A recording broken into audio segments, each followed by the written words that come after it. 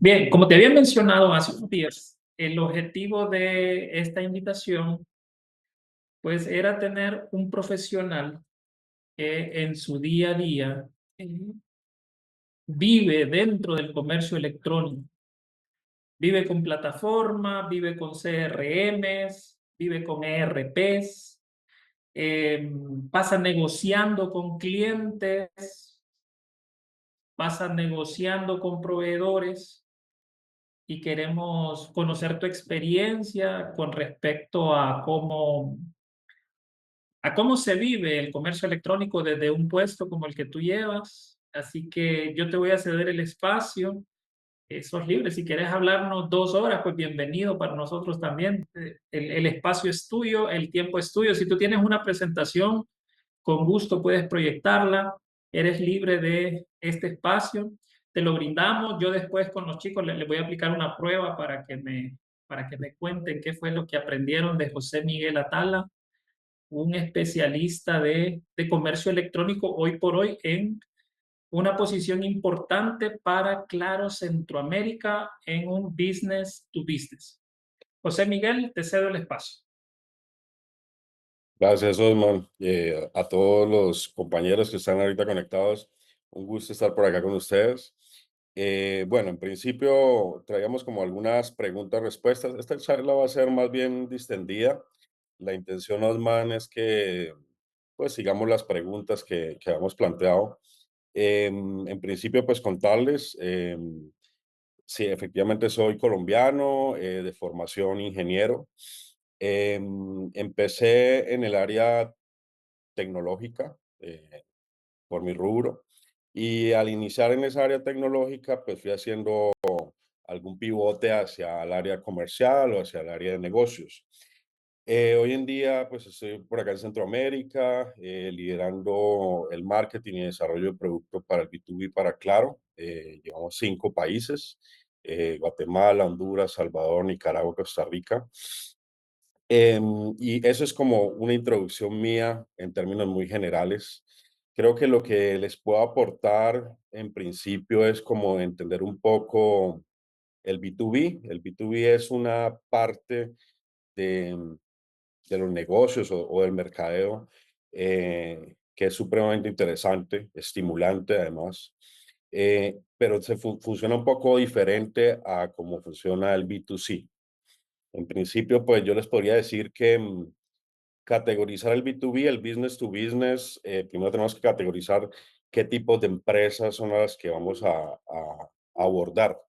Esas empresas pues se pueden dividir en dos grandes rubros. En principio, las pymes, y esas pymes con todas sus horizontales, desde pymes de servicios hasta pymes generadores de productos. Y del otro lado, las empresas, las grandes empresas, multinacionales, etcétera. Funcionan de una manera un poco diferente. Yo les diría que las pymes funcionan un poco similar a cómo funciona el B2C, en términos de que las pymes buscan herramientas muy horizontales que cubran sus necesidades iniciales. Entonces, nosotros abordamos desde Claro, a nivel de producto, eh, eso que sabemos hacer también, que es como hacer cajitas, crear combos de cosas que sean muy horizontales. En este caso, la presencia digital para las pymes es muy importante. Es muy importante también la parte de pasarelas de pago para poder hacer comercio electrónico. Es muy importante tener CRMs para empezar a gestionar sus clientes. Pero son cosas muy horizontales de las pymes. Y del otro lado está un mundo dentro del B2B tanto diferente, que son las multinacionales y las grandes empresas que funcionan de una manera mucho más consultiva.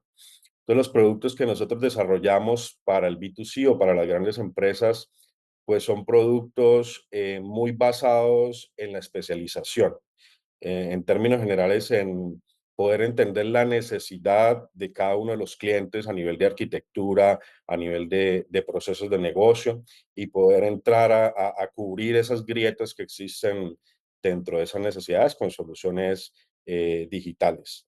Eso es como introducción. No sé si tienen por lo menos alguna pregunta hasta el momento.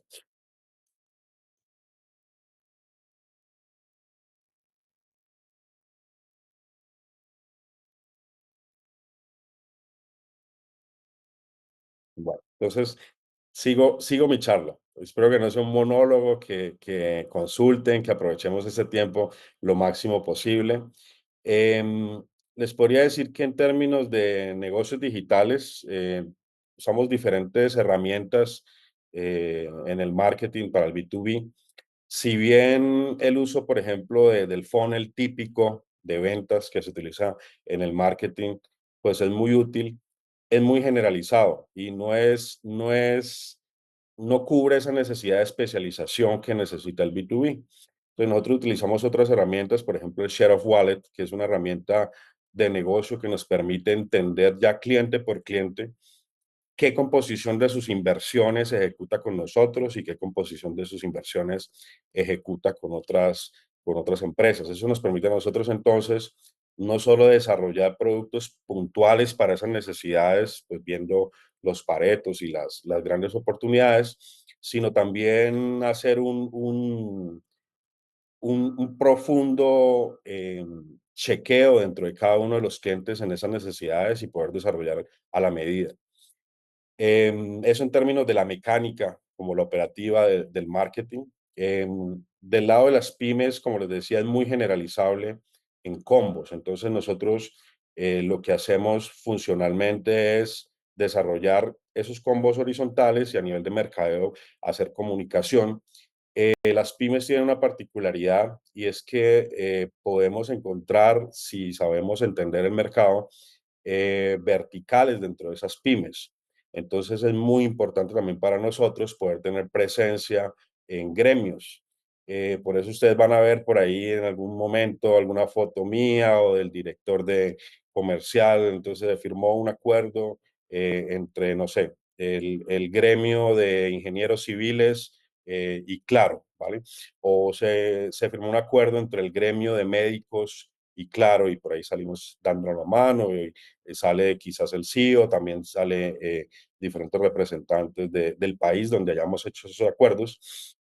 Y esos acuerdos nos permiten entonces verticalizar más que los negocios con los gremios, es decir, con la directiva del gremio, lo que nos interesa es llegar entonces a hacer esos combos generalizables para los médicos, esos combos generalizables para los ingenieros civiles. Entonces, dentro de las pymes, Allende funciona mucho como el B2C. Sí podemos tener cierto nivel de penetración de mercado mediante la verticalización. Esas son como las mecánicas de marketing que utilizamos nosotros en el día a día. Y bueno, no sé si hasta este punto tienen por ahí alguna consulta. Cuéntenme un poquito sobre el tema de negocios digitales. ¿Qué les inquieta? ¿Qué quisieran ustedes entender un poco de los mercados? Em, ¿Tienen algunas dudas tecnológicas que pueda apoyarles? Entonces, ustedes me dirán. Y no sé, Osman, también cuéntame si hay alguna pregunta puntual. Sí, yo sí tengo una pregunta, José Miguel, para vos. Al final le vamos a hacer un espacio a los chicos también. Estabas mencionando justo ahora el tema de las pymes y el tema de grupos pequeños.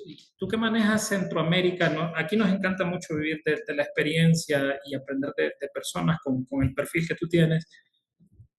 En Centroamérica, ¿cuál es el mercado más duro para ir? Y de eso, yo sé que tú tienes tus metas a nivel regional, desde Guatemala hasta Costa Rica. Entonces, ¿cuál es ese mercado más duro para negociar, para entrar, para comerle mercado a la competencia y cómo las tecnologías y el comercio electrónico te apoyan para poder entrar a cada mercado? Pues mira, la pregunta está súper porque precisamente por esas razones que existimos nosotros a nivel regional, o por eso Claro regionalizó Centroamérica. Centroamérica lo puedes ver en términos de masa económica, lo puedes percibir como un país, porque entonces las multinacionales hacemos equiparación entre la economía de Colombia, no sé, de Perú, de Chile, de los otros países de Latinoamérica, y tenemos entonces en su sumatoria Centroamérica un consolidado de potencial facturación similar. ¿vale? Entonces, esa es la razón por la que nosotros regionalizamos y por la que existimos los equipos regionales.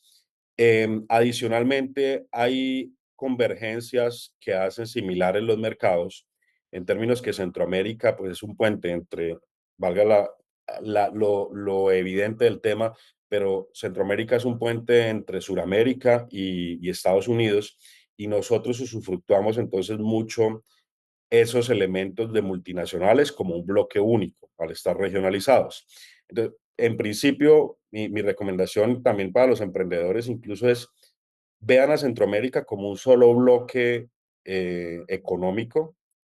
Las herramientas digitales permiten eso, o sea, cuando ya te abres las puertas a hacer comercio electrónico y a utilizar las herramientas del comercio electrónico, te permites entonces poder irte más allá de las fronteras. Y ya más puntualmente hacia tu pregunta, de los 5 países de Centroamérica que nosotros cubrimos, eh, aunque existe ese bloque común, sí tenemos algunas particularidades. Por ejemplo, Guatemala es nuestro centro de facturación más grande. Económicamente está mucho más desarrollado. Es alrededor de un 40-35% de nuestra facturación global. Por otra parte, Costa Rica es un mercado muy evolucionado, que lo puedes comparar con otros países como Chile también, por ejemplo. Mucha competencia digital también, mucho nivel de digitalización, presencia de los grandes vendors, de Cisco, de Microsoft, de Google, dentro del país, con oficinas directas. Entonces, Costa Rica es un polo diferente donde se vende ya al hacer tropicalización de un modo diferente. Salvador es una economía que siempre ha sido bollante y ahorita está en un proceso de digitalización. Quiere parecerse mucho a Costa Rica en términos de capacidad de digitalización. Honduras es el país más grande en términos de potencial. Honduras tiene un potencial enorme, las dos salidas hacia los océanos, una población muy variable, porque tenemos población de climas fríos, de climas calientes también. Es el único país con 3 ciudades principales. En términos generales, Centroamérica tiene, Guatemala tiene Ciudad de Guatemala y tienen como un solo centro económico. Nosotros acá tenemos en Honduras, y esa es la razón por la que yo resido acá, 3 ciudades, una enfocada en la parte turística, otra en la parte industrial, como San Pedro Sula, y otra en la parte gubernamental y de desarrollo económico, que es Tegucigalpa. Nicaragua es un país con mucho potencial y también muchos retos regulatorios hoy en día, pero pues tienen un potencial enorme. Nuestra base de servicios fijos, pues es bastante grande en Nicaragua. Entonces, si lo ves de alguna manera, y yo hago paralelos con Colombia porque pues soy de allí. En Colombia existen 5 regiones donde el costeño es una cosa, el de la montaña o el de la parte andina es una cosa. Eh, Centroamérica es muy parecido, o sea, tenemos 5 países que se pueden consolidar a nivel económico, donde se pueden hacer negocios comunes, o sea, puedes moverte en el CA5 de una manera más bien libre para hacer negocios, pero sí tiene sus particularidades económicas y sus retos económicos. Y yo te diría que Honduras es un país que tiene un potencial tremendo, precisamente porque de los 5 países, yo diría que está en el punto de desarrollo de digitalización. Entonces, me parece que Honduras tiene el potencial para empezar a bancarizarse a nivel digital, para empezar a utilizar medios digitales y eso pues va a presentar muchas oportunidades para quienes están aquí escuchando en este momento. Excelente. Me parece muy bien. Me imagino yo el, me imagino el día a día de José Miguel Atala. En algún momento yo tuve un puesto regional en Claro para la parte de administración de facturadores de fija, que era un poco más técnico.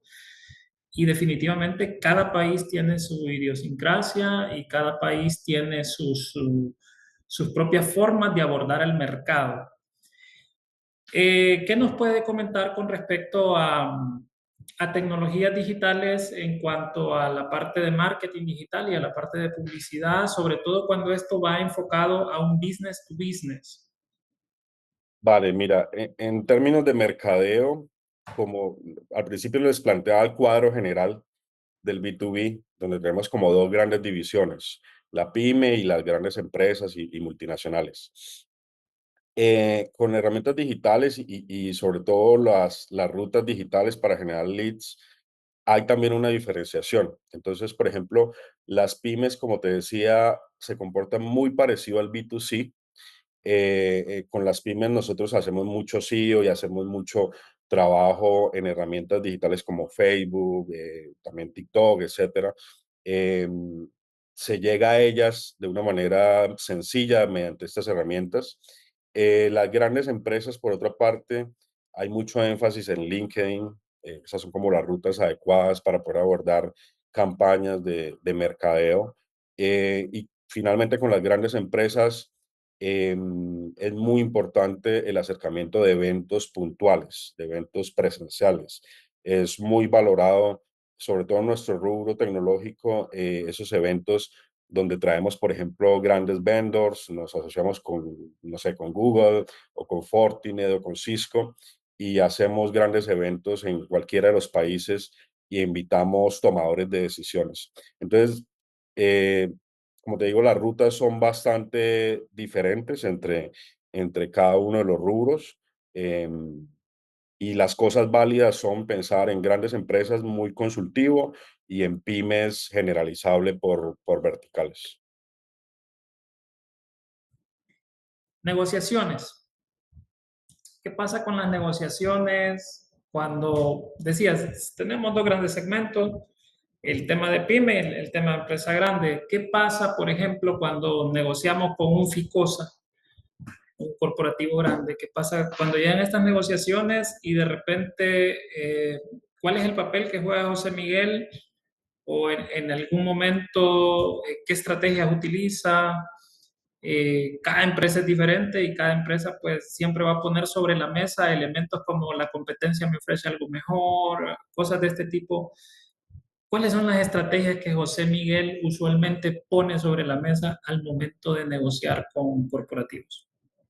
Ok, mira, antes de liderar el equipo regional de mercadeo, lideré el equipo de desarrollo de negocio también aquí para Honduras y efectivamente habían procesos de negociaciones donde teníamos que entrar con grandes empresas, con multinacionales. Aquí es importante en el punto cero la preparación, o sea, siempre hay que hacer una preparación a cualquier negociación y aquí generalizo no solo cuando negociamos con empresas, sino cuando negociamos con proveedores también.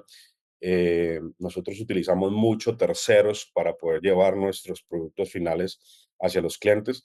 Entonces, esa preparación a cualquier sesión, entender la contraparte, entender las necesidades previamente, utilizar herramientas como te comento el Share of Wallet, que es entender ya profundamente dentro de las inversiones que hace, vamos a hablar de la empresa que estás comentando, un Ficosa o una banca cualquiera con la que nos vamos a sentar, entender entonces antes de sentarnos con ellos, dentro de esas inversiones que hacen en tecnología, cuánto hacen con qué empresas y por qué las están haciendo con esas empresas, de modo que la charla sea mucho más puntual. Eso en primera instancia, estar muy preparados. En segunda instancia, la charla tiene que ser pensada en un ganar-ganar. Ninguna negociación puede ejecutarse de una manera pirata, en pensar, voy a usar triquiñuelas de corto plazo para que me den un sí, para que después cuando caigan en cuenta se genere un mal ambiente. Y eso yo creo que es generalizable para cualquier cuestión en la vida. Al final es sentarme y ver cómo soy complementario dentro de los productos que tengo para esa empresa, cómo le puedo ayudar a esa empresa a cerrar sus gaps o sus necesidades y que esa empresa vea entonces en mi valor. Creo que esa es como la posición ya cuando estamos sentados con esa empresa. Tercero, es importante las relaciones. En el B2B es muy importante que los asesores de servicio tengan una relación muy cercana con los tomadores de decisiones. Y estoy hablando de cercana que le permita tener una charla constante de las necesidades, donde el vendedor ya no es un vendedor, sino es un asesor de servicio, es una persona a la que un tomador de decisiones llama cuando, ay, mira, necesito, no sé, voy a levantar un servidor para tal aplicación, necesito entonces, cuéntame qué tienes tú, ¿vale? Entonces, antes de que se den esas charlas, es importante tener sentados en la mesa a las personas indicadas. Y esas personas indicadas son los tomadores de decisiones de la empresa y también las personas que acercaron y que generaron esas relaciones. Cuarto, entender esos tomadores de decisiones al momento de una negociación es importante, porque tú y yo venimos de un mundo también tecnológico, y sabemos que el IT toma decisiones técnicas y en muchas ocasiones esto tiene la palabra final en un concepto técnico, pero también necesitamos integrar dentro de la charla al CFO, que ve las connotaciones financieras de la compra que van a ejecutar o de la oferta que se va a ejecutar. Muchas veces tenemos que integrar al CEO porque él ve la generalidad de las metas que tiene esa empresa, o a un representante del CEO que vea desde un punto más amplio dentro de las metas cómo eso que estamos sentados negociando va a hacerlo llegar hacia sus metas. También es importante tener otros entes, por ejemplo, los entes como recursos humanos, o otros departamentos funcionales. Los gerentes de marketing son muy importantes en esas charlas, porque los gerentes de marketing dentro de una empresa llevan la estrategia de comunicación y la estrategia operativa hacia el go-to-market de la empresa a la que le estamos vendiendo. Em, y ahí se abren entonces nuevas necesidades. La intención de esa charla son entonces que seamos puntuales. Nosotros no vamos en una charla de esas a hablar generalidades, sino cuestiones puntuales. Tenemos corto tiempo, debemos tener las personas indicadas y los puentes preparados para poder hacer esas negociaciones. Finalmente, como te decía, con un espíritu de ganar, ganar, con flexibilidad de negociación para nuestros asesores a nivel financiero, poder reducir o ajustar costos o generar valores ahí sentados en la mesa. Eso lo hacemos nosotros también desde producto al momento de preparar los productos, generar ciertas flexibilidades para que se puedan dar las negociaciones. Y la clave es esa, o sea, que se puedan sentar las partes más que a negociar, a buscar un ganar-ganar de valor. Excelente. Esto me lleva al siguiente punto. Mira, ¿cómo miden a José Miguel Atala? ¿Cuáles son esos KPIs que te miden a ti?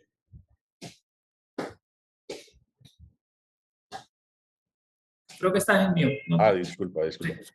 Bueno, te decía, al final nosotros somos un negocio, como cualquier empresa, y más nosotros apuntando hacia el B2B.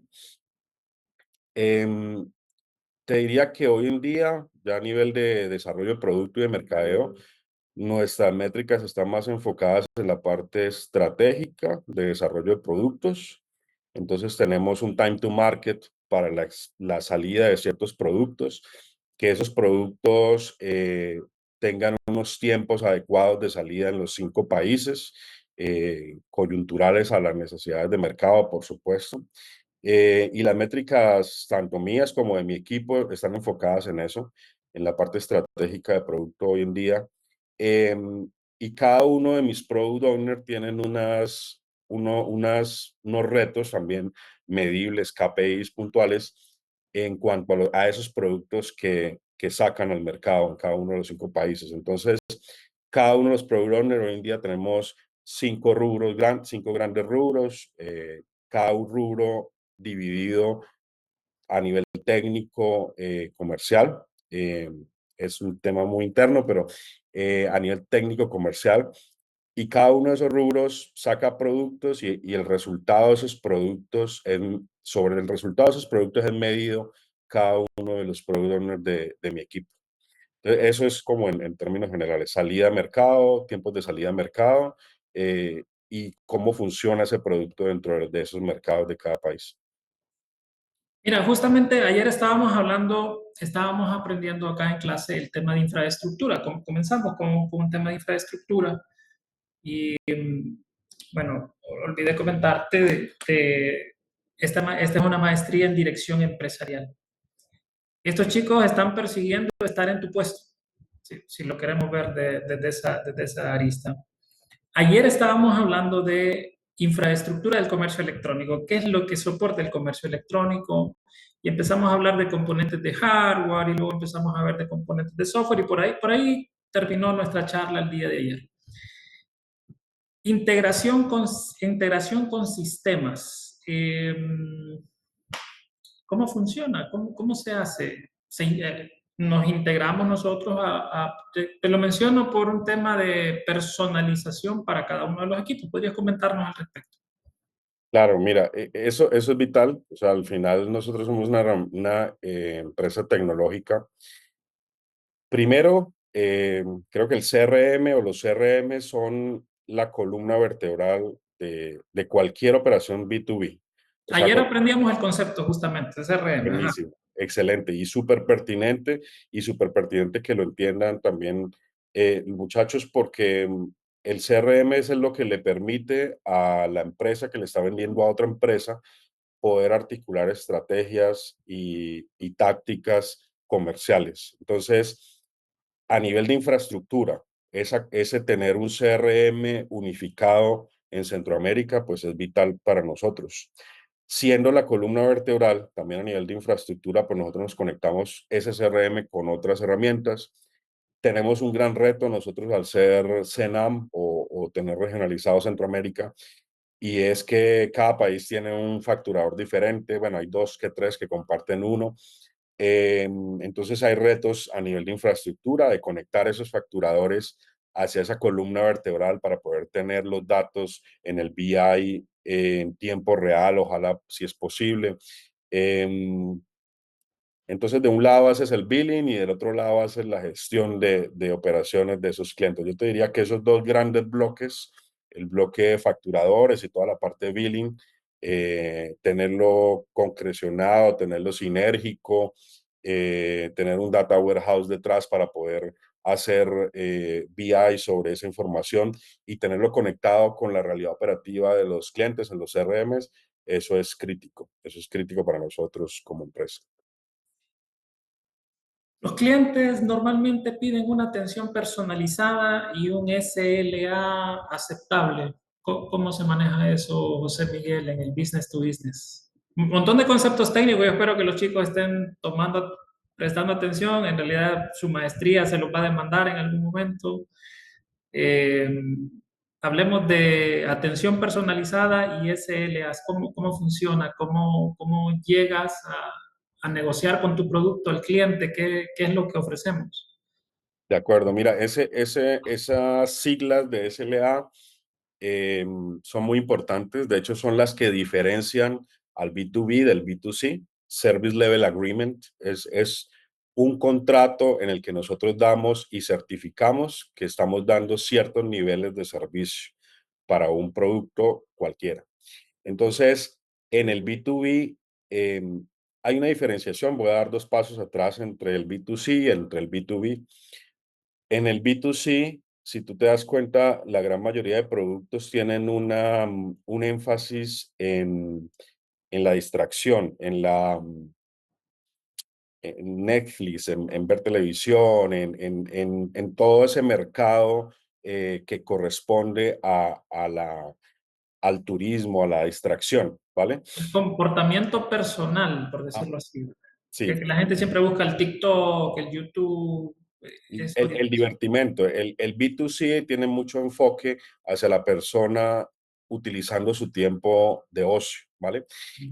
Mientras que el B2B tiene un enfoque total en la generación de revenues. Nosotros somos una empresa vendiéndole a una empresa. Por lo Ganar, ganar. Claro, por lo que un B2B siempre está enfocado ya no hacia el divertimento o hacia esos valores de divertimento, sino hacia la generación de valor. Por eso todos los productos que nosotros generamos tienen que estar muy en blanco y negro de cómo la empresa que los compra va a tener un retorno de inversión. Entonces, desde el génesis, cuando hacemos el desarrollo de productos, nosotros pensamos en, bueno, si este producto que le está dando una capa de seguridad sobre la conectividad, estoy dando un ejemplo, al cliente final, esa capa de seguridad que vamos a cobrar un poco más por ese valor adicional, cómo le va a generar retorno de inversión. Entonces, el retorno de inversión al final lo van a medir las empresas así muy abuelo de pájaro en tiempo o en dinero, ¿vale? Entonces, me ahorra tiempo y me ahorra procesos operativos u OPEX o me ahorra dinero y al invertirlo tengo un payback directo y es CAPEX. Entonces, di un paso atrás hacia eso porque es importante entender que ese SLA que le damos a los clientes, ese Service Level Agreement, es el sello de garantía de que tenemos un contrato en el que lo que yo te estoy dando es este ancho de banda, es esta capacidad de comerciar, es esta disponibilidad en la conectividad, ¿vale? Y son números, es un valor numérico puntual en el que se generan, si no lo Buenísimo. cumplimos, procesos de, por ejemplo, nota crédito o procesos de penalizaciones. Entonces, eso es importantísimo. Nosotros en el B2B tenemos contratos mucho más apalancados en la generación de valor, mucho más numéricos en términos de penalizaciones y tenemos un compromiso mucho más fuerte sobre cómo generamos esos servicios. Eso es en términos generales lo que es un SLA y está embebido dentro de un contrato, de un marco contractual. Atención personalizada, que era el otro enfoque. Normalmente, ¿qué es lo que piden las empresas cuando dicen que queremos una atención personalizada? Todos quieren ser VIP, pero ¿cómo se maneja? Sabes que lo importante es entender un poco las necesidades de los segmentos de mercado. Em, lo que es importante para una pyme no es siempre lo que es importante para una gran empresa. Entonces, lo que es urgente para una pyme, para sentirse ella como que está siendo tratada como VIP, no es siempre lo importante, lo que es importante para una gran empresa y estarse sintiendo atendida como una VIP.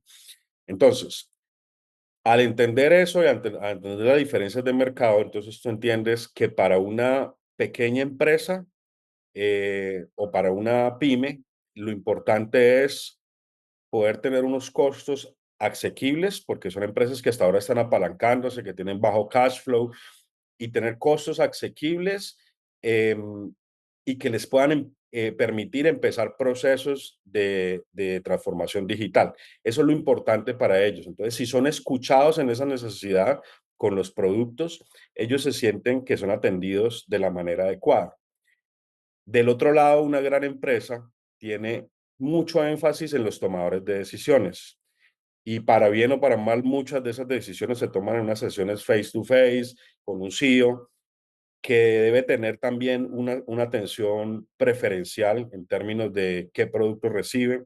Entonces, por ejemplo, la disponibilidad del último iPhone para los tomadores de decisiones apenas sale, eso es importante en algunos segmentos.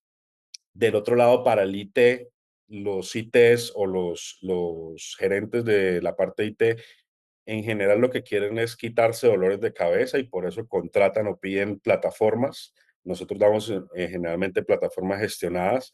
Entonces, ese tomador de decisión de una gran empresa lo que quiere es estabilidad y robustez. Y que cuando tenga que abrir un ticket de soporte, pues tenga entonces los tiempos adecuados de respuesta. Entonces, ese sentirse VIP está muy basado en quién es el tomador de decisión o quién es el que está queriendo hacer la negociación.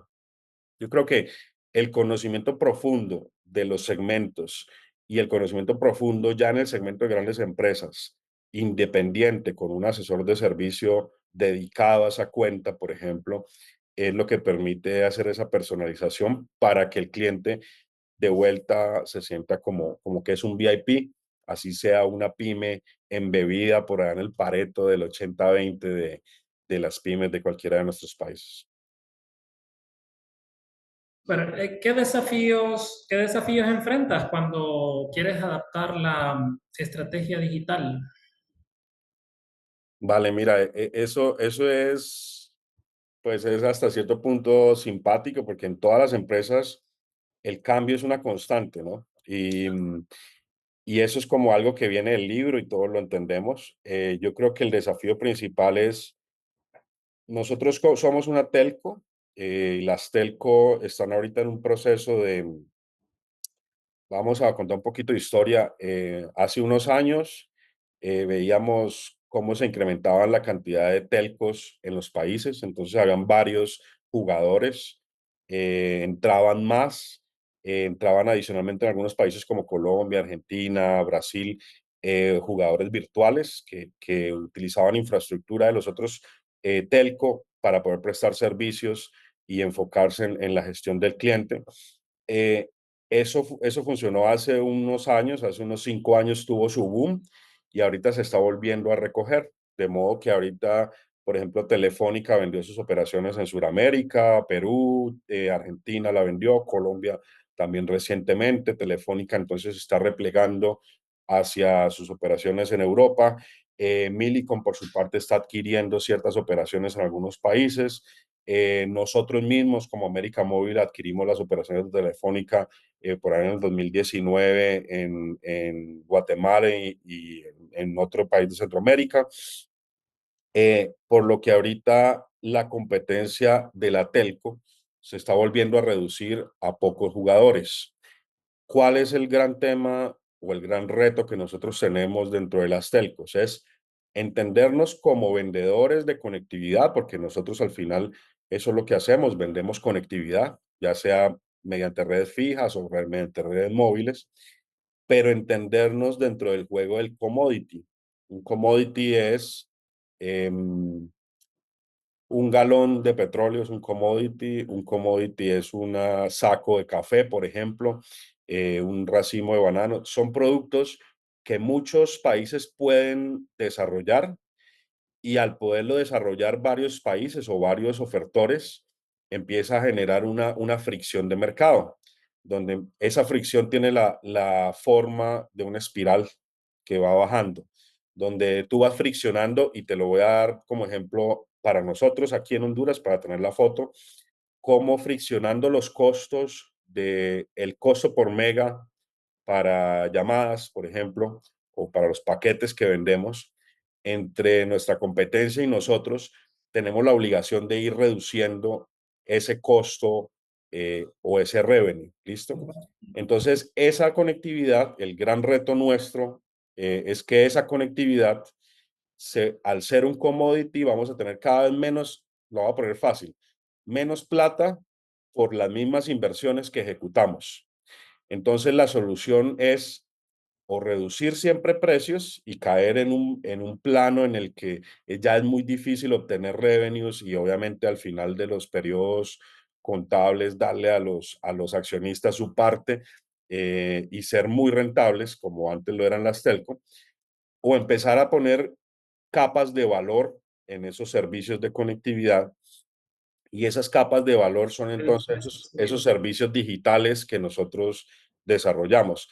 El gran reto que nosotros hemos tenido entonces es entendernos como proveedores de ese commodity y poderle adherir esas capas de valor con servicios digitales de ciberseguridad, de conectividad, de acceso a la web, incluso tan sofisticados como IoT o inteligencia eh, artificial, etcétera, etcétera. Entonces, 57, ese pivote de producto es el reto mayor que nosotros hemos tenido. Ok, perfecto. Momentos difíciles que hayas vivido en tu carrera.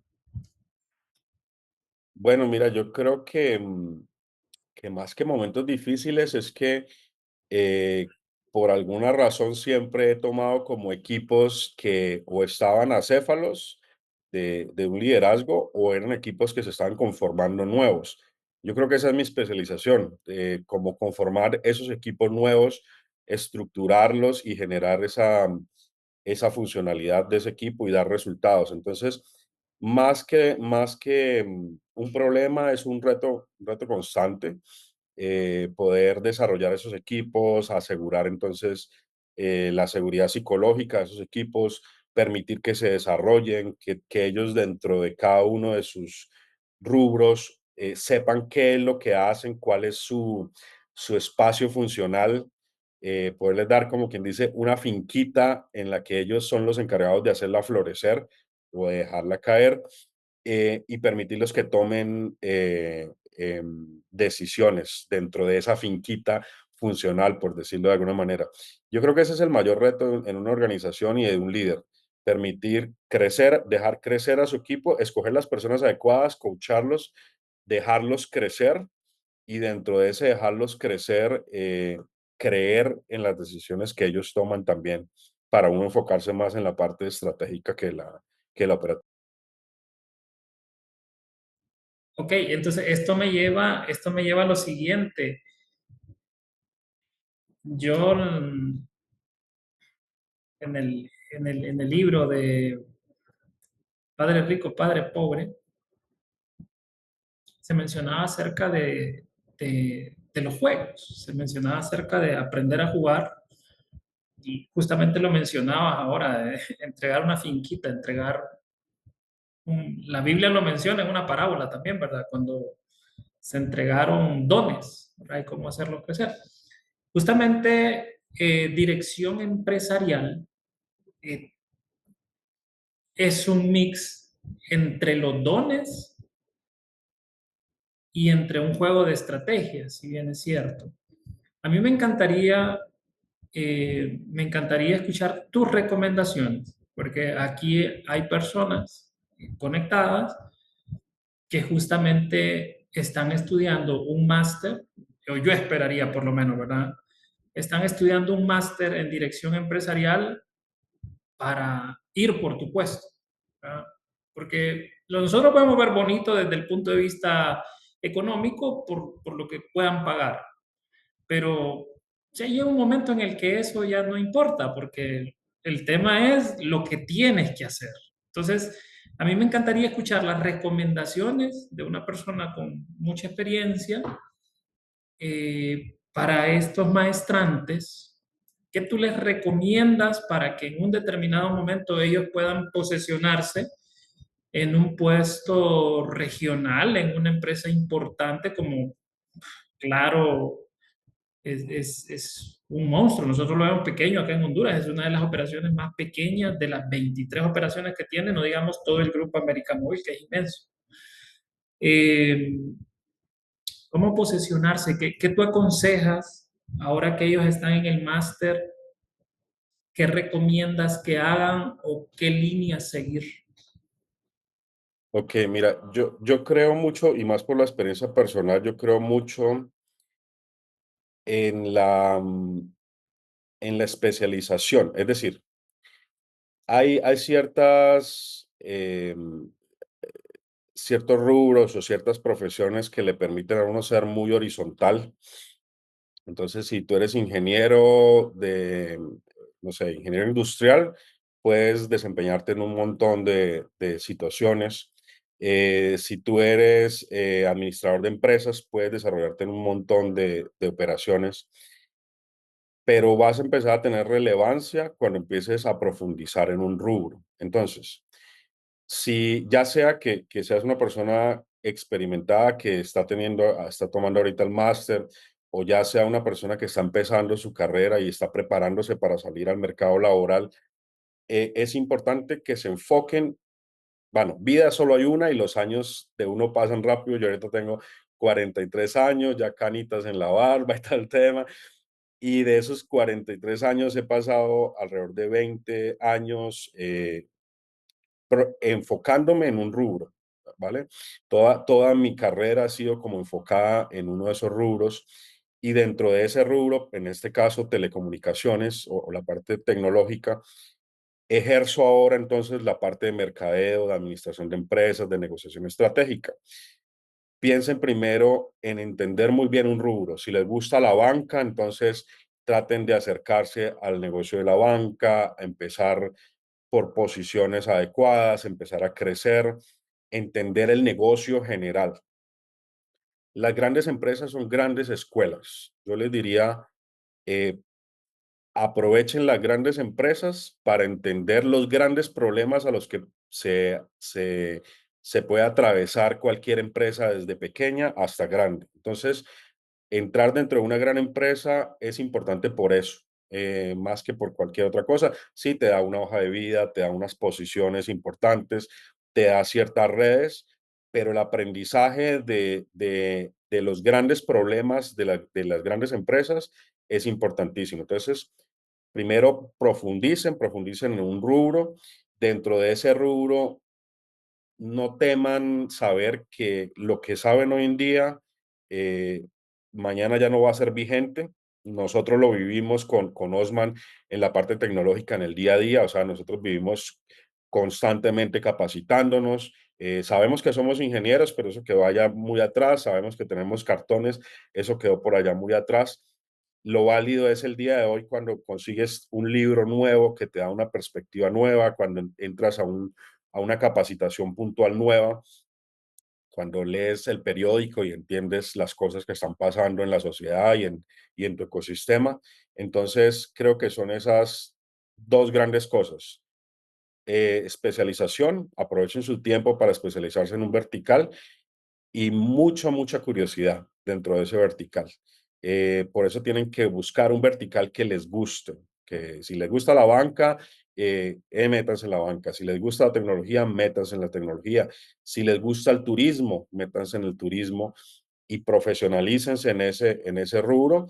Y ahí sí ejecuten entonces el horizontal, que es el mercadeo, la administración de empresas, eh, para poder tener entonces un peso valioso de aportación de valor dentro de las empresas en las que estamos.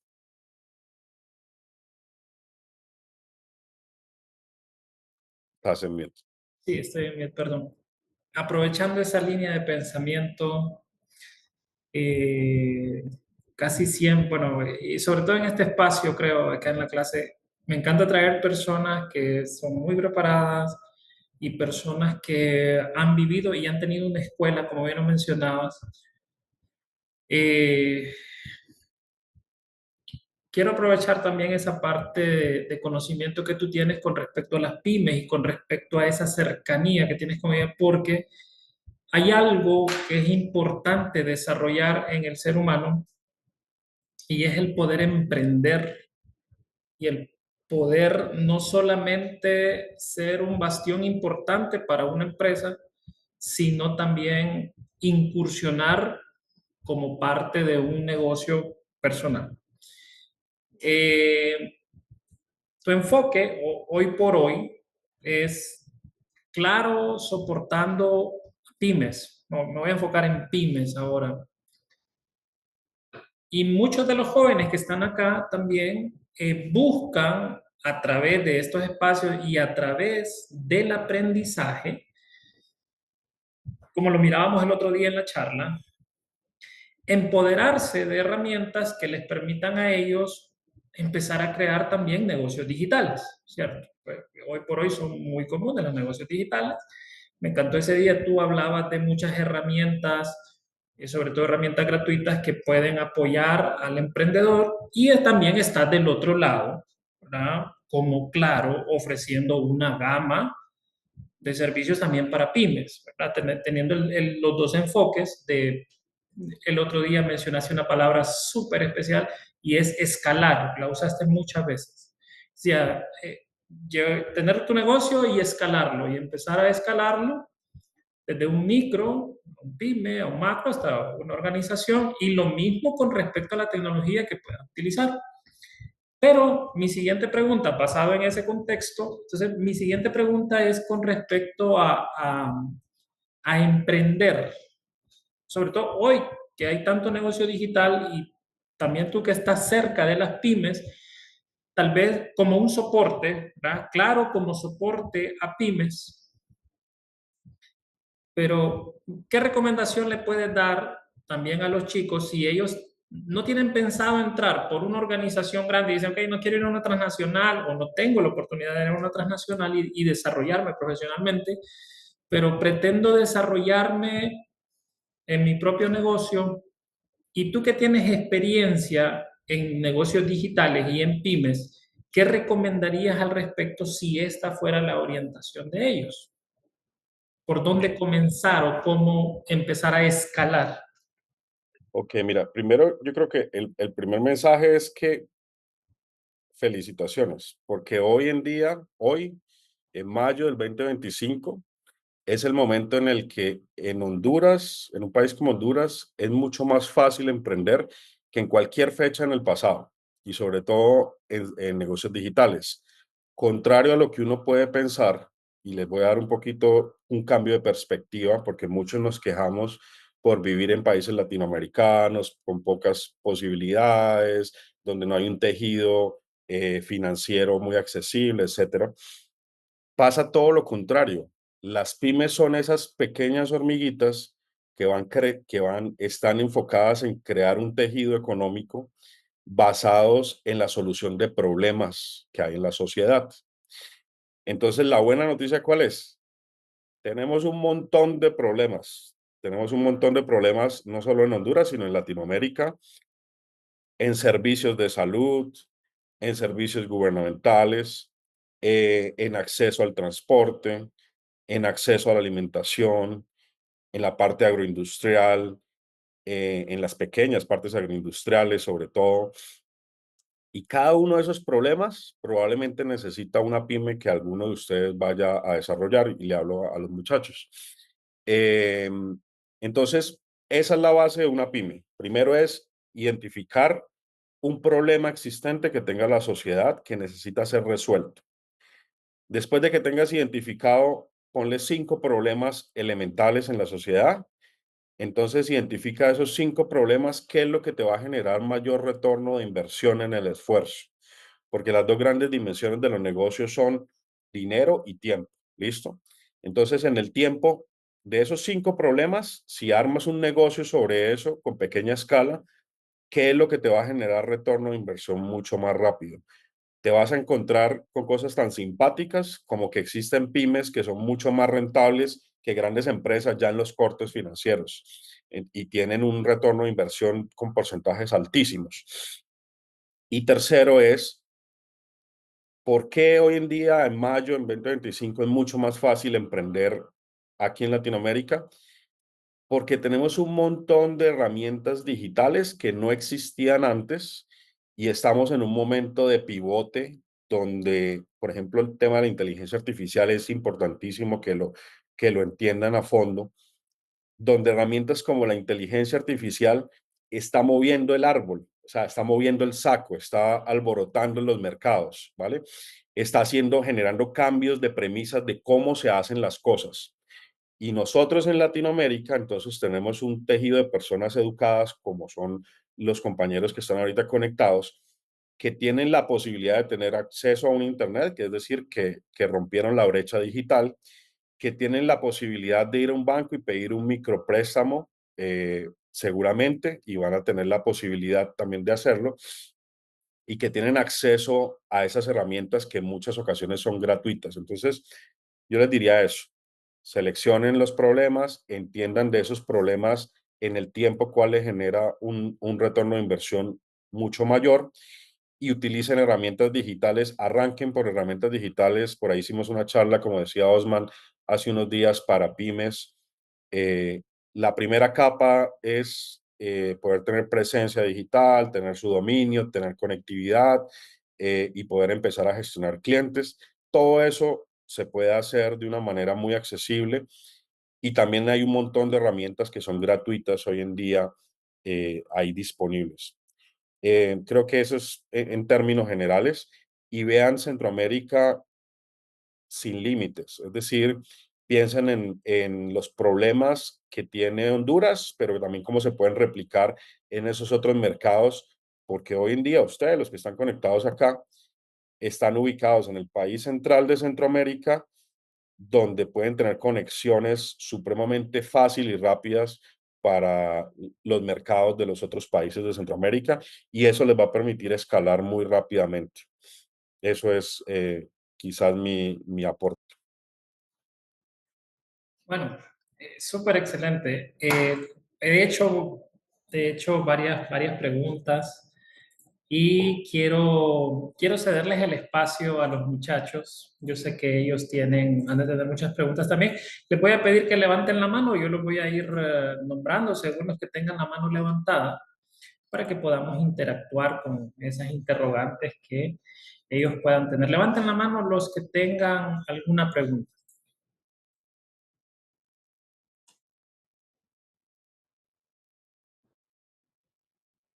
¿No tienen preguntas? Ah, por acá, Dina. Vamos a comenzar con Dina. Dina tiene una pregunta. Dina, coméntenos, puede encender su cámara si gusta. Eh, Buenas tardes, máster compañeros, invitado especial. Mi pregunta es, por ejemplo, ¿qué prioridades estratégicas tiene la organización en cuanto al comercio electrónico? Mira, yo te diría que la prioridad de ese canal es la prioridad uno, ya sea B2B o sea B2C. Hoy en día, si no existes, supongamos que el Internet es otro país. Si no existes en ese país que se llama Internet, si no tienes presencia en ese país, sencillamente no existes como empresa. Entonces, la primera capa de eso es tener presencia digital, o sea, tener tu dominio, tener una landing page y por ahí empiezan las empresas usualmente, pero el objetivo final es poder comerciar tus productos dentro de ese país que se llama Internet. Em, Alrededor de un 80% de las ventas y más post pandemia se empezaron a generar en Internet en la mayoría de industrias. Em, y yo te diría que la prioridad es uno, es total. O sea, el comercio digital es el comercio hoy en día. Todo se está volcando hacia la parte digital y es una prioridad total número uno. Gracias. Perfecto, muy bien. Adina, por acá la dejamos anotada en su participación. A ver, ¿quién más va a participar preguntándole algo a José Miguel?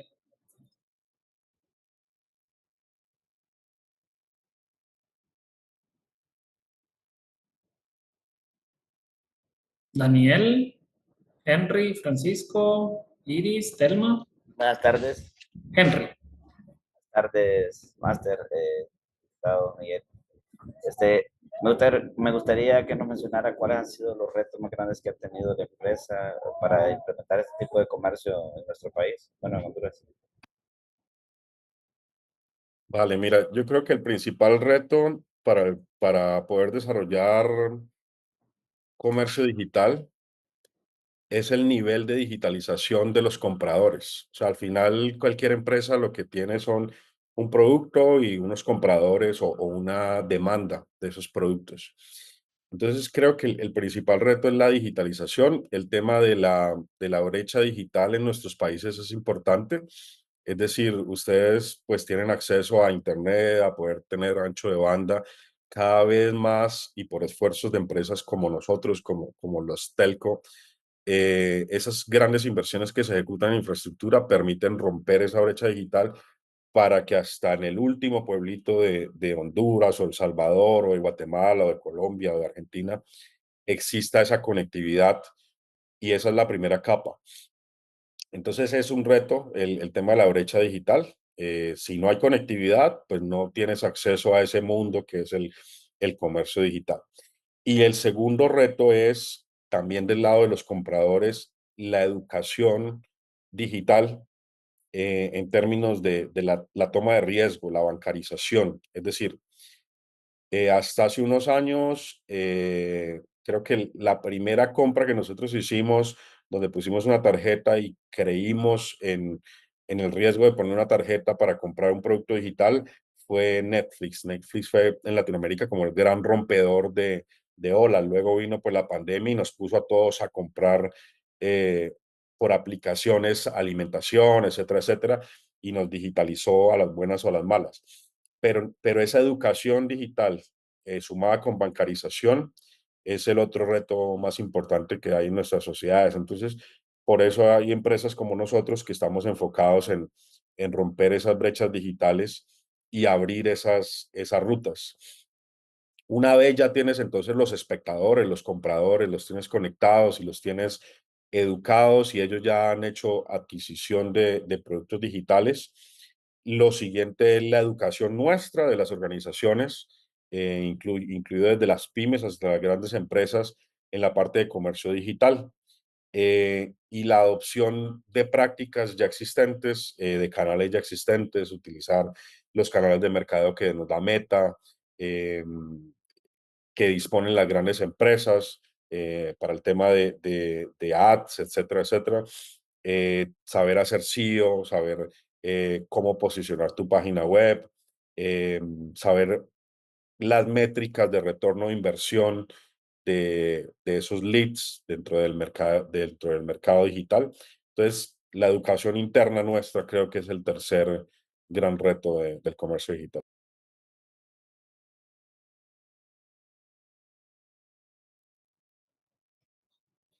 Perfecto, muy bien. Ok, creo que Luis Miguel, Telma, ¿me ayudan, por favor? Por acá tenemos, Daniel tiene su mano levantada. Daniel. Buenas tardes a todos. Buenas tardes, nuestro invitado, que muy interesante todo lo que hemos estado escuchando. Y bueno, una pregunta que me ha surgido es sobre la inteligencia artificial. En los últimos años ha avanzado mucho, ¿verdad? Entonces quería saber qué tanto implementa o qué tanto utiliza la inteligencia artificial, claro, o si usted como persona la utiliza para realizar, bueno, para desempeñar sus responsabilidades en este negocio, en el B2B. ¿Qué tanto se utiliza dentro de Claro o en cuanto al negocio de B2B? Vale, mira, eh, com- voy a irme por dos rutas. Primero la ruta de los negocios y segundo la ruta personal. En la ruta de los negocios, el B2B es el rubro donde más se va a utilizar ahorita inteligencia artificial. Inteligencia artificial no está limitada solamente a los grandes marcos de LLMs o la inteligencia artificial generativa que ves en ChatGPT o en Gemini, sino que tiene muchas aplicaciones verticales para el B2B. Por ejemplo, se utiliza inteligencia artificial en medicina para poder detectar patrones dentro de las radiografías que se le toma a alguien para saber si tiene, por ejemplo, cáncer de pulmón o cáncer de cerebro. Mediante esa detección de patrones utilizando inteligencia artificial se puede detectar el porcentaje de posibilidades de un cáncer. Se utiliza inteligencia artificial, por ejemplo, en rubros como la minería para poder hacer detección en las grandes explotaciones de dónde está un gran camión, si una persona está utilizando su EPP, etcétera, etcétera. Allí también se utiliza inteligencia artificial. El uso de inteligencia artificial en el B2B está penetrando totalmente en todos aquellos procesos que alguna vez nosotros pensábamos que solo eran ejecutados por humanos. Por ejemplo, en el mismo desarrollo de soluciones digitales, es decir, en la programación, hoy en día tenemos que los programadores junior les queda mucho más complejo encontrar empleo porque lo que hacía un programador junior hoy en día lo puedes hacer con un LLM. Y eso implica los cambios en el proceso, por ejemplo, de las grandes fábricas de programación. Del otro lado, los diseñadores, por ejemplo, ahorita están teniendo grandes retos con el tema de que los LLMs permiten diseñar un logo o hacer maquetación de logos muy rápidamente. Entonces, en términos generales, el B2B es el que más va a aprovechar la inteligencia artificial. ¿Qué va a pasar ahorita en el B2B o en todas las empresas? Que los empleos se van a transformar. O sea, finalmente, y no solamente para Claro, sino para todas las empresas, los empleos se van a transformar. Por allá hay algunos estudios del mismo OpenAI donde se vean como los porcentajes de empleos que van a ser mucho más afectados por el tema de inteligencia artificial. Yo les diría, tómense en serio esos estudios, revísenlos. Hay documentación pública, papers disponibles, por ejemplo, con OpenAI. Em, lean mucho el tema, perméense mucho el tema. Eso en términos del B2B, porque sí va a haber una transformación en las empresas, los rubros que hacen negocio, tanto en la parte de empleabilidad como en la parte de skills. La buena noticia de la inteligencia artificial es que es una herramienta, que los que hicimos ingeniería en algún momento compramos una calculadora científica versus los que se sabían las tablas de logaritmos de memoria. Es lo mismo, es una herramienta más. Si ustedes logran adaptarse a esa herramienta y utilizarla, entonces van a poder entrar en temas de creatividad asistida o de cointeligencia. Lean mucho, eso es bien importante. Eso en términos del B2B. Y en términos personales, fíjate que yo la uso todo el día, todo el tiempo. Eh, obviamente yo tengo una inclinación tecnológica y también mi rubro me exige estar constantemente testeando cosas, pero yo personalmente, como les decía, una de las cosas que me ha guiado es la inquietud por las cosas nuevas, por testearlas. Entonces, con todo este tema de inteligencia artificial, pues tengo Gemini, pago la parte de OpenAI, ChatGPT, los utilizo para hacer benchmarking, para poder tener estudios, por ejemplo, de mercado. Cuando entro a una sesión con un proveedor, antes de entrar a la sesión, primero testeo, compárame tal producto con tal producto y dame una tabla, resumen. Em, personalmente, la utilizo todo el tiempo. Creo que me ahorra muchísimo tiempo para tomas de decisiones también. Y además, pues yo en mi rubro pues estoy constantemente estudiando el tema. Ahorita mismo estoy leyendo un libro, de hecho se los recomiendo. Vamos a ver, por acá lo tengo a la mano. Este libro se llama Cointeligencia. Espera, creo que no se ve bien. Vamos a ver. Bueno, creo que no se ve bien por el fondo, pero se llama Cointeligencia, es de Ethan Mollick. Él es un profesor de Harvard y está súper inteligente, interesante. Se llama Cointeligencia, vivir y trabajar con la IA. Se lo recomiendo. No sé si se alcanza a ver por aquí. Vale, el verde. Bueno, ese es el lomo del libro. Pero bueno, el tema es que investiguen mucho, lean mucho sobre el tema, e intégrenlo en sus procesos. Si van a emprender, intégrenlo en sus procesos tempranamente. Excelente, muchas gracias José Miguel. Con respecto a la pregunta que había hecho Daniel de inteligencia artificial, hay bastante ahí donde poder cortar. Justamente ayer les comentaba, estuve haciendo cierto proceso y las presentaciones realmente me llamaban la atención, que no eran tan buenas. Con inteligencia artificial ahora las podemos crear de manera más rápida y mucho más efectiva. Bien, creo que teníamos un par de preguntas también por acá. Le voy a ceder el espacio a Telma Cerrato, que nos había enviado la pregunta. Telma, le voy a ceder el espacio para que pueda interactuar directamente con José Miguel.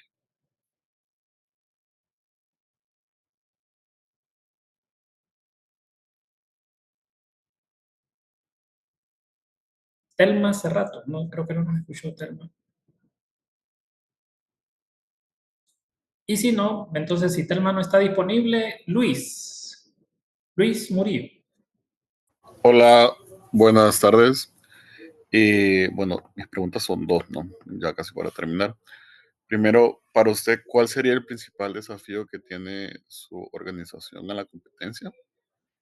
¿Y cuál sería el primer paso, bueno, no el primer paso, como el primer objetivo a seguir para poder alcanzarla y poder llegar a un tú a tú, se podría decir, o incluso superarlo?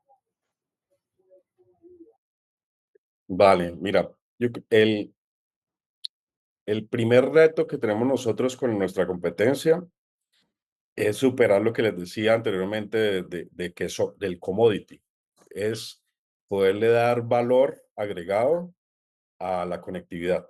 Entonces, si nuestra competencia saca eh, un acceso a Internet más económico, nosotros lo que hacemos es que en vez de hacerlo, bajamos los costos, pero en vez de hacerlo solo más económico, le ponemos una capa de ciberseguridad, ¿vale?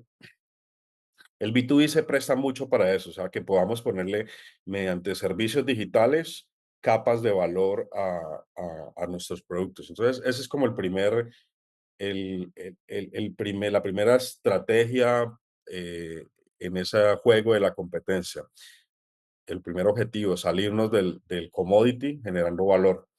Y la ruta es esa, o sea, básicamente generamos esos productos, la manera como lo articulamos es, si bien vendemos conectividad, nos aseguramos de tener unos precios competitivos, asequibles para el mercado, pero no solo canibalizar los precios, sino generar servicios de valor agregado. Entonces, un ejemplo es ese. Por ejemplo, nosotros como Claro fuimos los primeros en desarrollar un producto que se llama Internet Siempre Seguro, y es que le vendíamos a las empresas esa conectividad dedicada con SLAs, etcétera, etcétera, que ya vendían las competencias, pero lo que hicimos fue que le dimos una capa de ciberseguridad donde la empresa podía hacer, eh, por ejemplo, detección de ciberataques, evitar o limitar la conectividad hacia ciertos tipos de páginas de una manera muy sencilla.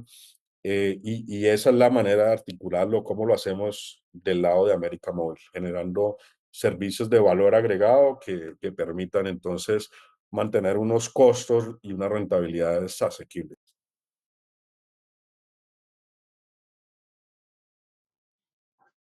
Ok, Y excelente. Sí, Luis, diga. no, entendido, ¿no? Más que todo, gracias por aclarar esa parte. Perfecto. Bien, no sé, Telma, si ya nos logra escuchar. Telma tenía una consulta también. Ok. Bueno, entonces voy a dejar pendiente ahí la consulta de Telma. No, creo que no nos escuchó. No sé si alguien más tiene alguna pregunta. La pueden hacer en este momento antes de que José se despida. Master, buenas Iliana. tardes. Ok. Sí, pues nada más que una consulta, no sé, un consejo sobre en el mundo tan digital que estamos y como dijo usted, que Honduras también se ha digitalizado bastante en todo. Entonces, ¿qué consejo me podría dar para los que queremos empezar a emprender en en creación de una página en línea? ¿Qué plataforma usted es el que más aconseja que podamos utilizar? Y el emprendimiento, pues, más que todo sería en ropa. Ok, perfecto, Iliana. Mira, yo creo que plataformas, por ejemplo, Wix es muy buena. Nosotros tenemos en Claro también una plataforma para desarrollo de landing page. Em, yo te diría que quizás al momento de seleccionarlo, busca una herramienta que te permita poder hacer no solamente la exposición de tus productos, o sea, que tenga carrito de compra, etcétera, sino también que le permita a tus clientes finales el billing, o sea, pagar. El tema del pago ágil es bien importante. Ahorita, por ejemplo, Back tiene algunas herramientas bien interesantes para pymes. Sería chévere que te pasaras por allá. Ellos tienen abren espacios también en todo Centroamérica. Eh, Eso en términos generales. Puedes armar tu página web sin unos costos muy altos, puedes acercarte por ahí a algún asesor de Claro también. Eh, Algunas plataformas en línea, por ejemplo, como Wix, como te comento, y una charla con la banca para la parte del billing sería bien interesante. Muchas gracias. Por aquí tenemos otra manita levantada y es la de Elvia, Elvia Murillo. Cuéntenos, Elvia. Buenas tardes a todos. Una pregunta para nuestro invitado. Em, ¿cómo puedo yo asegurarme que una página es confiable y yo tener la confianza de meter mi tarjeta, por ejemplo, y que no me van a robar mi dinero? ¿Cómo puedo asegurarme que puedo hacer compras así eh, digitales? Yo creo, Elvia, que tocaste un punto importantísimo. Mira, hoy en día la parte de ciberseguridad es crítica y la ciberseguridad se rompe en la parte más débil de la cadena, que usualmente es el usuario. Como usuario del día a día, yo te diría que primero aprende a guardar tus contraseñas, a hacer cambios de tus contraseñas. Activa, por ejemplo, la doble confirmación. Muchas de las plataformas la dan como opcional. Yo te recomendaría que en todas las plataformas que tengas, incluida tus redes sociales, porque ojo, las redes sociales son un foco también de perfilamiento para las personas que rompen la ciberseguridad. Utiliza la doble confirmación, que es que te mandan un mensajito y tú el mensajito lo pones como un código. Trata de habilitarlo en todas tus herramientas, desde redes sociales hasta tu banca en línea. Del otro lado, trata de utilizar las aplicaciones existentes. Tu teléfono se vuelve, y sobre todo si tienes un negocio o un emprendimiento, tu teléfono celular ya no vale por lo que valga tu celular. Tu teléfono celular vale por la información que tienes en él, porque ahí está entonces tu registro para la banca en línea, tu registro para las redes sociales, que es donde haces contactos, y de eso van básicamente los negocios, tu red de contactos. Entonces, cifra tu teléfono celular también, eso es importante para que estés segura.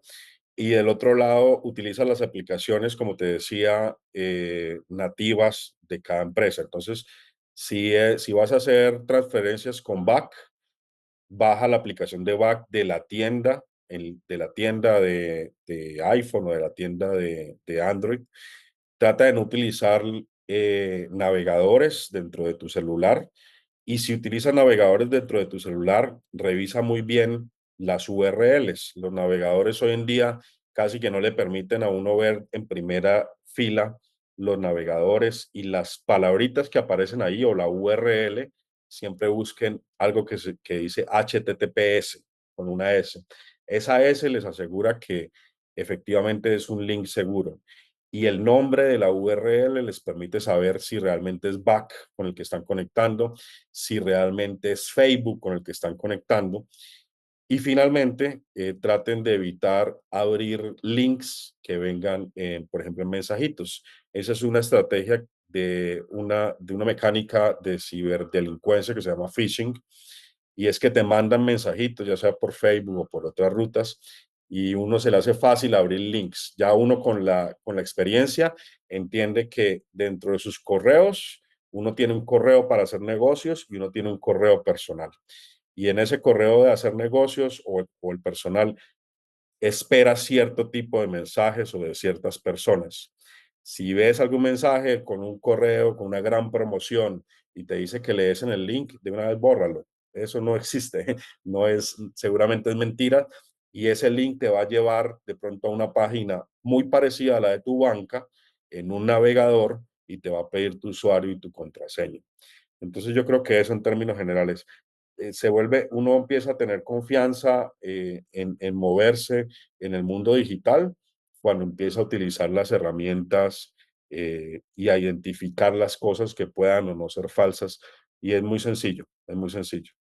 Traten de no instalar aplicaciones extrañas, externas en sus teléfonos. Cuando piden permisos, las aplicaciones, entiendan qué permisos son los que piden. Hay algunos que son coherentes. Por ejemplo, para Zoom yo necesito la cámara porque necesito que me vean. Entonces está bien darle permiso a Zoom de la cámara, pero quizás el control interno de la pantalla, de pronto no, ¿vale? Entonces creo que esas son como las recomendaciones generales. Ok, gracias. Tenía esa duda. Bien, y muchas gracias a Elvia también por su pregunta. En este caso, tengo la mano levantada de Seili también. A ver, Seili, coméntenos. ¿Cuál es su pregunta con nuestro invitado? Yo tengo una pregunta que, ¿por qué en algunos sectores Claro utiliza todavía antenas y no fibra óptica? Vale, te cuento un poco. Nosotros tenemos diferentes tipos de conectividad. Em, Damos servicios de conectividad fija, que es con fibra óptica hasta la última milla. Bueno, hay un concepto que utilizamos que se llama última milla. La última milla es la conexión entre nuestra radio base o nuestro centro eh, técnico hacia el usuario final. Entonces hay dos tipos de última milla. Está la última milla cableada, que nosotros damos servicios de fibra óptica, sobre todo para empresas. Esos servicios de fibra óptica los damos cuando necesitas un ancho de banda grande, pero estás en una ubicación estática, porque la fibra óptica se instala de una manera física, es un cable. Entonces, en esos momentos utilizamos fibra óptica, pero también tenemos en la última milla conexiones wireless, es decir, por radiofrecuencia, como es el celular, para esos usuarios que necesitan movilidad. Entonces, hoy en día las conexiones wireless, por ejemplo 5G, ahorita estamos en proceso en Centroamérica de levantar 5G, Guatemala estamos ya, en Costa Rica ya estamos listos, aquí en Honduras estamos próximos a levantar 5G. Eh, Son conexiones de mucho ancho de banda, de gran fiabilidad, pero son vía wireless. Entonces, ambas son válidas y depende de la funcionalidad que necesites realmente. Ok, gracias. Bien, perfecto. Bien, Telma, Telma le estuvimos llamando hace rato. Telma se nos había desaparecido, pero ya está aquí, ya se nos ha integrado de nuevo. A ver, Telma, cuéntenos. No, más, es que soy del CEL y estaba trabajando para... Dele, tranquilo. Aquí le Eh, escuchamos bien, Telma. A ver, cuéntenos. ok, excelente. Bueno, buenas tardes. Sí, yo estoy más enfocada en el tema de la parte de gerenciar, pues. Mi consulta o la pregunta que yo hacía es cuál fue la base que usted dijo o cómo se fundamentó para tener esa parte de decir, o sea, delegar, para poderle delegar a las personas, porque a veces es tan difícil. Creo que dentro de la misma pregunta yo preguntaba qué prefería, si el micro o el macro o la macro gestión gerencial, ¿verdad? Entonces ahí tal vez, no sé si nos puede dar como su experiencia, qué es más factible para usted, si una micro gestión gerencial o una macro también. Mira, yo creo, Telma, que eso depende de, del tamaño de la organización también y del tamaño de las facturaciones que lleva la organización, del nivel de madurez que tenga también la organización. Usualmente, cuando tenemos pequeñas y medianas empresas, las capas gerenciales necesitan hacer mucha microgestión eh, mientras consiguen un tejido de equipos de alto desempeño, ¿vale? Bueno, con los temas ahorita de inteligencia artificial, yo creo que eso va a cambiar un poco en muchas cosas que le vamos a delegar a las máquinas. No olvidemos que eso va a suceder. Eh, y a los equipos, vamos a enfocarnos mucho en tener equipos de alto nivel o de alto desempeño. Para que eso pase, pues por supuesto son organizaciones que deben valorar a su equipo y eso pasa por temas salariales, etcétera. Mientras más grande o más capacidad tengas de adquirir recurso humano de calidad, va a ser mucho más fácil empezar a hacer macrogestión en las capas gerenciales.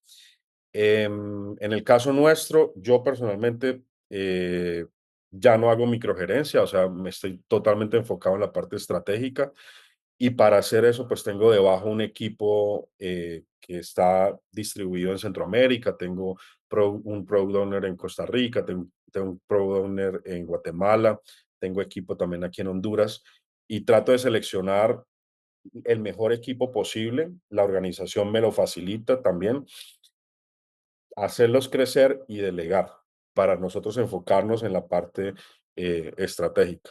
Pero entonces depende mucho de la evaluación que hagas de la organización en la que estás. Es totalmente válido si tienes una pyme hacer microgerencia. En muchas ocasiones, el gerente en una pyme también es el CFO, o sea, el que está pendiente de la parte financiera. También es el gerente de marketing, o sea, el que está pendiente de la parte de relaciones y del go-to-market. Entonces es válido y dependerá de la estructura. Obtén gente de mucha calidad, obtén herramientas digitales para delegarle también a la parte digital, asegurando la ciberseguridad, por supuesto, esos procesos de negocio que puedas delegarle a la parte digital. Mira la parte digital como un colaborador más, es decir, a las plataformas digitales hay que invertirles también, hay que mantenerles procesos de backup, procesos de gestión de seguridad, em, y gastarles un OPEX, pero a ellos les puedes delegar también cosas a las plataformas digitales para que ya tú puedas subirte sobre esa plataforma y poder hacer macro gestión. Yo estaba escuchando ahorita, perdón, que estaba diciendo que tiene diferentes product owner. ¿Hace cuánto implementaron ustedes lo que es la metodología ágil? Mira que ya hace un tiempo, o sea, realmente nosotros, como te decía antes, hace unos más de 5 años, nos percibíamos toda América Móvil como como una telco, o sea, como vendedores de conectividad, o incluso hace unos 8 años, éramos solo vendedores de conectividad. Y luego empezamos toda la industria, no solamente nosotros, sino toda la industria empezó a pivotear hacia la venta en el B2B de servicios digitales. Cuando ya entras a hacer venta de servicios digitales, entonces es importantísimo empezar a utilizar herramientas Scrum, herramientas ágiles, y esos marcos pues te llevan a más que inventar agua tibia, empezar a utilizar product owners y utilizar todos los procesos de metodologías ágiles. Ah, súper, súper. Sí, es que le consultaba porque yo también soy product owner, también estoy certificado en todo eso. Pero excelente, ¿no? Muchas gracias. Buenísimo. Y súper excelente también por Telma, ¿verdad? El enfoque, ¿verdad? Tratando de darle otra lista más, que va más enfocada, recordemos también acá, José Miguel, que la maestría en la que están los chicos, ¿verdad? Entonces tienen muchas aristas. Hoy por hoy, pues nos concentramos mucho en lo que es el comercio electrónico como tal. De hecho, nosotros la siguiente semana, te comento, ¿verdad? Hacia dónde vamos. La siguiente semana nosotros nos metemos ya en un enfoque de marketing digital y publicidad digital, ¿verdad? Que tiene que ver, es una arista muy importante del comercio electrónico también. Queríamos cerrar esa parte del business to business, así que, bien, pero todavía seguimos una ronda de preguntas y respuestas. No sé si nos queda alguien todavía que desee hacer una consulta para que podamos evacuarla en conjunto con Miguel. Que pueden levantar su mano. Edwin, Iris, Francisco. Por aquí tengo a Edwin, tengo la mano de Edwin levantada. Buenas tardes al invitado especial y a los compañeros del máster.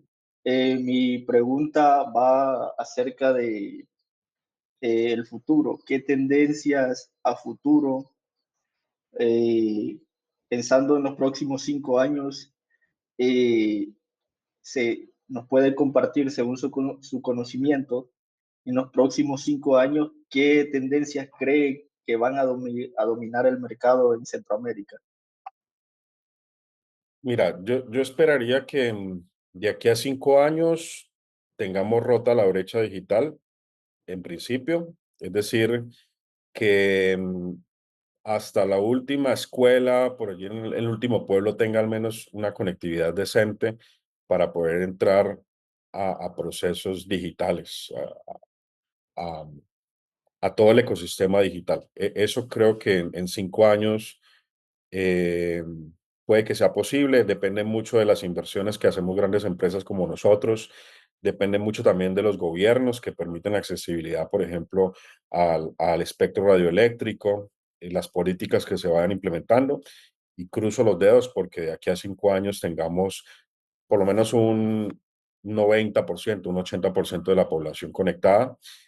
Eso va a generar que entonces las personas que puedan interactuar en esa economía digital sean muchas más, con mayor cantidad de problemas, con mayor cantidad de necesidades que generan una demanda para poder hacer comercio digital. Entonces, eso va a generar que los mercados como los nuestros se presenten muchas más oportunidades de negocio y también muchas más oportunidades de solucionar problemas, que al final de eso va el tema de los negocios.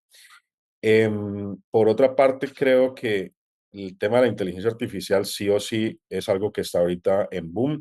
La mayoría de tecnologías tienen, si ustedes, por ejemplo, nosotros que trabajamos en la parte tecnológica, vemos ciertos portales como Gartner. Gartner es un portal de estadísticas que nos permite ver, por ejemplo, tendencias. Y hay una curva que utiliza Gartner, que es la curva del hype para las tecnologías. La mayoría de tecnologías empiezan con mucho ruido y tienen una campana en la que sube y hace mucho ruido y se invierte bastante en ellas. Luego la gente se aburre y más que se aburre es que esas tecnologías ya se dejan de enunciar por su nombre, ya no se les dice inteligencia artificial, sino que se empiezan a enunciar por su aplicación, ya se embeben dentro de las aplicaciones reales. Y entonces esa campana empieza a volverse un valle. Yo creo que de aquí a 5 años, ahorita estamos en el hype, en el momento del hype de la inteligencia artificial, vemos las personas que trabajamos en tecnología un montón de posibles aplicaciones y las empresas están invirtiendo en un montón de posibles cuestiones o aplicaciones reales, ejecutadas y desarrolladas para hacer la realidad. Y en 5 años yo creo que ya vamos a olvidarnos del concepto de inteligencia artificial y va a estar embebido dentro de esas aplicaciones, va a estar en el valle. Entonces, sí o sí, les recomiendo que lean mucho con el tema de inteligencia artificial. Y el tercero, yo creo que la bancarización, o sea, acompañado con el tema en Latinoamérica y puntualmente en Honduras, acompañado con el tema de la ruptura de la brecha digital, yo creo que el otro paso de aquí a 5 años es que tengamos, si tenemos un 90-95% de personas conectadas, que ese 90-95% de personas conectadas también estén bancarizadas, es decir, que puedan acceder a créditos, a microcréditos mediante una aplicación digital, que puedan pagar mediante una aplicación digital. Creo que eso se va a terminar de redondear de aquí a unos 5 años totalmente. Y cruzo los dedos por ello, porque de eso depende mucho también el futuro de ustedes mismos que están ahorita en esta preparación y de la evolución de los negocios. Creo que esas tres cosas son las que vienen hacia 5 años. Excelente, súper. Bien, muchas gracias Edwin también por su participación. Tenemos ya casi para finalizar, tenemos la mano levantada de Francisco. Francisco, cuéntenos. Buenas tardes, Máster. El invitado especial ahí, muchas gracias, ¿verdad? No enciendo la cámara porque voy manejando todavía y he tratado de poner atención un poco por ahí, pero sí me da la curiosidad, hacia todas las preguntas y a toda la experiencia del presente, ¿verdad? Tal vez dentro de su experiencia, ¿cuáles han sido o cuál de repente ha sido alguna estrategia muy fundamental que se haya implementado, ¿verdad? Dentro de sus labores en una situación muy crítica donde de repente se haya presentado, ¿verdad? Algún problema, eh, no sé, específicamente puede ser por temas de venta o temas de marketing o algo relacionado, ¿verdad? Al área como tal. De repente, no sé, alguna estrategia que hayan implementado o alguna táctica como para decir, bueno, necesitamos implementar esta estrategia para poder salir del bache en el que estamos o de repente para atraer más seguidores o más clientes, qué sé yo, ¿verdad? Entonces creo que por ahí va dirigida mi pregunta. Vale, mira, yo creo que más que una estrategia particular, nosotros encontramos o aprendimos dentro de la organización que el uso de Task Force es muy útil. Es decir, cuando tengas un reto, por ejemplo, tienes una bajada en ventas o en facturación, Es importante entonces ubicar las personas dentro de la organización que entienden la parte financiera, que entienden la parte comercial, que entienden la parte de producto y ponerlas en un escritorio con un objetivo puntual que es encontrar la causa raíz. Esa es como la primera capa de cualquier gestión de emergencia. Al tener la causa raíz, entonces tú ya puedes empezar a tener opciones de solución.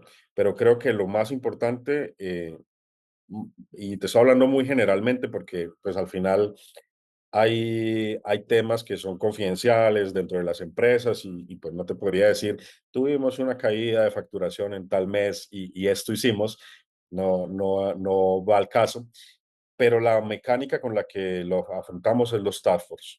Un task force que sea multifuncional, multiacadémico, y que esté enfocado en tener causas raíces de los problemas. Esos task force usualmente se les da prioridad uno. Entonces, si tienes una caída en facturación sobre cierto producto, vas y buscas al product owner, vas y buscas al equipo comercial, te basas en reportería también técnica del CRM o del facturador y los pones, tienen 2 días para dar un informe de causa raíz y sobre ese informe de causa raíz no se meten los equipos gerenciales. Primero son los equipos operativos que ubican las causas, las causas raíces, y sobre la causa raíces ya entonces escalas al equipo gerencial, que es el que teniendo esa causa encontrada, efectúa tácticas o estrategias para solucionarla, ya sea mediante el uso de tácticas de marketing o tácticas comerciales. Entonces, creo que esa es como la ruta usual de la gestión de urgencia.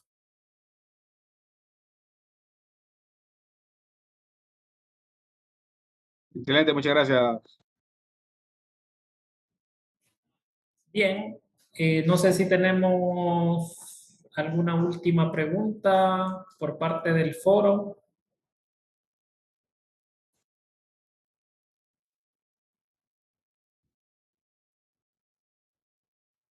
Bien, pues. Entonces no hay más preguntas. José Miguel, bueno, hemos tenido casi 2 horas. Realmente el tiempo se nos ha ido volando. De mi parte, no me resta más que poder agradecerte el haber atendido esta invitación. Este programa también está siendo grabado, así que por ahí te voy a compartir, lo voy a subir también allá en mi canal y te voy a compartir esta grabación para los chicos también. Ahí ya van a quedar perpetradas sus preguntas dentro de dicha grabación. Agradecerte realmente tu tiempo, tu dedicación, venir acá a compartirnos tu experiencia, eh, tomarte este espacio para la academia, ¿verdad?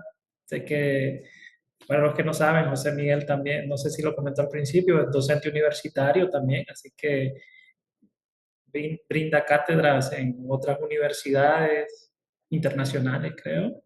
Así que José Miguel es una persona muy preparada, una persona que tiene todo mi respeto también y justamente lo traje acá a la clase para que ustedes, desde ahí de ese espacio, tal vez no te puse tanto en contexto, José Miguel, pero tenemos gente en Olancho, tenemos gente en el centro del país, tenemos gente en Tegucigalpa, tenemos gente en San Pedro, de los que están acá conectados y realmente tus aportes vienen y fortalecen esta clase porque al final dentro de mi cátedra me encanta más vivir de la experiencia y de la realidad que lo que nos puede decir un texto, ¿verdad? Porque podemos leer muchos libros, pero hasta que nosotros no vemos dónde deberíamos estar o hacia dónde deberíamos apuntar, yo les dejo acá sobre la mesa a los muchachos a que, como dijo José Miguel, dice José Miguel, tengo 43 años, dijo José Miguel, y pues estos jóvenes, para que cuando lleguen a sus 40 años, y si ya lo hicieron, pues súper bien, yo sé que José Miguel pues lo hizo mucho tiempo antes, estar liderando equipos, estar en un puesto también importante y estar dándose duro todos los días con productos, con negociaciones y hacia adelante y creciendo. Ya le voy a ceder el espacio a Henry, que tiene la mano levantada, y creciendo día a día. José Miguel mencionaba algo sumamente importante y son de las cosas con las que yo me siento sumamente identificado. Daniel le hizo la pregunta acerca de inteligencia artificial y José Miguel dijo, sí, yo integro inteligencia artificial en mi día a día. Comparto la opinión de José Miguel. Yo vivo la inteligencia artificial día a día. Y ojo, vivir la inteligencia artificial no es solo vivir con ChatGPT, como lo bien lo mencionaba José Miguel. Hay muchas herramientas de inteligencia artificial, pero tenemos que prepararnos. Es ahora. O sea, no es en años adelante y tenemos que movernos al ritmo que la tecnología se mueve. Antes de poder cerrar, le voy a ceder el espacio a Henry, que tiene su mano levantada. Henry. Sí, buenas tardes. Bueno,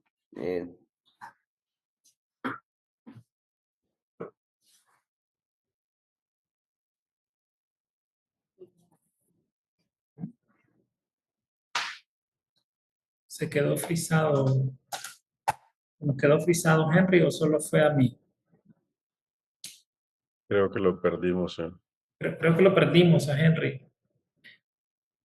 Bien, mientras Henry se nos reconecta, entonces justamente estaba hablando de eso. Yo, en el caso de José Miguel, que ha liderado equipos y ha tenido transformaciones importantes, como justamente la que hablábamos en la competencia la vez pasada, transformaciones importantes en las organizaciones, creo que es lo que nosotros deberíamos de perseguir a través de estos espacios. Un crecimiento constante, un crecimiento continuo y nunca detenernos de aprender, nunca parar de aprender de todos los ramos. Algunos de nosotros tenemos orientaciones tecnológicas combinadas con proyectos, otros son financistas, otros son economistas y así sucesivamente. Tratemos de aprender lo más que podamos de cada una de las áreas. Y luego José Miguel nos daba un consejo sumamente importante, decía, quédate con lo que te gusta. ¿Te gustan las finanzas? ¿Te gusta la banca? Pues quédate en la banca y crece.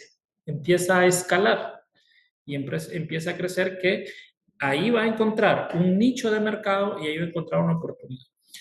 Me gustó mucho la pregunta que hizo alguien con respecto a colocar un negocio en línea y nos fue específico, ¿verdad? Y nos dijo importación de ropa, por ejemplo. Ok, ya tiene un enfoque, dice, ok, yo entiendo este negocio, y cómo se mueve y demás, ¿verdad? Entonces, creo que han sido muy buenas las enseñanzas. Al final, creo que Henry, no logramos recuperar a Henry. Bien, pues, entonces, nos vamos a quedar hasta acá. José Miguel, ha sido un gusto. Por acá, pues nada más que agradecerte, ¿verdad? El tiempo y la dedicación que nos regalaste el día de hoy para esta clase.